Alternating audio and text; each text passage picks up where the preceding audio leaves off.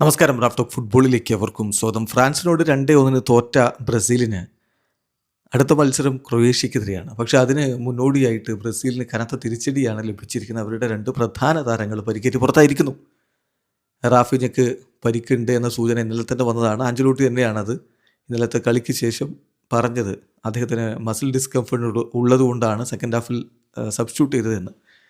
ഇപ്പോൾ അദ്ദേഹത്തിന് പരിക്കാണ് എന്ന് കൺഫേം ചെയ്തു. ഹാംസ്ട്രിങ് ഇഞ്ചുറി ഉണ്ട്.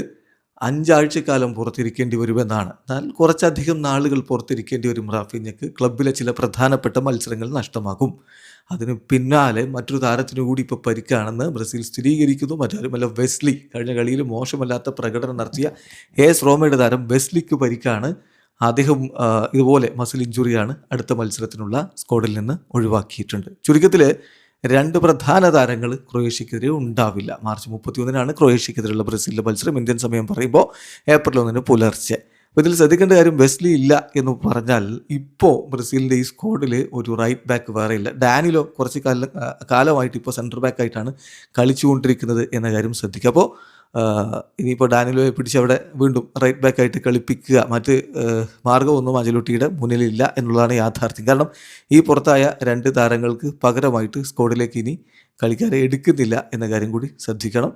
ഏതായാലും വിക്ടർ റീസിനെ സ്ക്വാഡിലേക്ക് കൊണ്ടുവന്നിട്ടുണ്ടായിരുന്നു. അപ്പം അദ്ദേഹം ഡിഫൻസിൽ ഒരു ആളെ കൂടി അധികം ആഡ് ചെയ്തിട്ടുണ്ട് എന്നും മാത്രം. അപ്പോഴും ഈ ഒരു പൊസിഷനിലേക്ക് ആര് എന്നുള്ള ചോദ്യം അവിടെ വരികയാണ്. ബ്രസീലിനെ സംബന്ധിച്ചിടത്തോളം പരിക്ക് വല്ലാതെ വലച്ച ഒരു ഇൻ്റർനാഷണൽ ബ്രേക്കാണിത്. പ്രധാനപ്പെട്ട പല താരങ്ങളുമില്ല. ഫിറ്റല്ലെങ്കിൽ അത് ആരെയും എടുക്കൂല എന്നുള്ളതാണല്ലോ ആഞ്ചലോട്ടിയുടെ ഒരു തീരുമാനം. അപ്പോൾ എസ്റ്റവായോ പരിക്കിൻ്റെ പിടിയിലായിരുന്നു. അത് മാറി അദ്ദേഹം കളി തുടങ്ങിയിരുന്നു. എന്നിട്ടും അദ്ദേഹത്തെ സ്ക്വാഡിലേക്ക് എടുത്തില്ല. അതാണ് ആഞ്ചലോട്ടിയുടെ നിലപാട്. അതിപ്പോൾ ഏത് വലിയ താരമാണെങ്കിലും അതങ്ങനെ തന്നെയാണ്.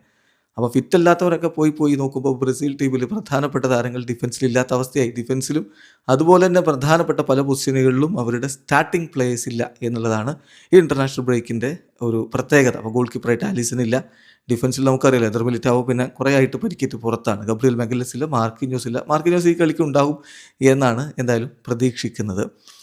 അതിന് പുറമെയാണ് ഇപ്പോൾ ഇങ്ങനെയുള്ള കട്ടുകൂടി വരുന്നത്. അലക്സാന്ദ്രോ പുറത്തായി. ഇപ്പോൾ ഇതാ വീണ്ടും മറ്റൊരു താരം കൂടി, വെസ്ലി കൂടി പുറത്താവുന്നു. ഡിഫൻസ് ആകെ ഒരു ഡിപ്ലീറ്റഡ് ആയിട്ടുള്ള ഒരു അവസ്ഥയിലാണ് കിടക്കുന്നതെന്ന് അർത്ഥം. മധ്യനിരയിൽ ബ്രൂണോ ഗുയിമാരസ് ഓൾറെഡി ഇല്ല. അതുപോലെ തന്നെ റോഡ്രിഗോ ഓൾറെഡി ഇല്ല. എസ്റ്റവായോ ഇല്ല. അപ്പോൾ ഇങ്ങനെയൊക്കെ ഫിറ്റല്ലേ ടീമിൽ എടുക്കില്ല. അതിപ്പോൾ ഏത് വലിയ താരമാണെങ്കിലും. ഇപ്പോൾ ഏതെങ്കിലും ഒരു താരത്തിൻ്റെ പേര് പറഞ്ഞ് 100% ഫിറ്റല്ല, ഫിറ്റുള്ള താരങ്ങൾ ഇവിടെ വന്നല്ലോ എന്നൊക്കെ പറഞ്ഞ് കളിയാക്കേണ്ടില്ല. ഫിറ്റല്ലെങ്കിൽ ആരെയും കളിപ്പിക്കാൻ പറ്റില്ല എന്നുള്ളതാണ് യാഥാർത്ഥ്യം. സോ ഇതൊരു തിരിച്ചടിയാണ്. എങ്ങനെ ആഞ്ചലോട്ടി ക്രൊയേഷ്യക്കെതിരെ തരണം ചെയ്യുന്നുള്ളത് കാത്തിരുന്ന് കാണാം. വീഡിയോ അവസാനിക്കുന്നു.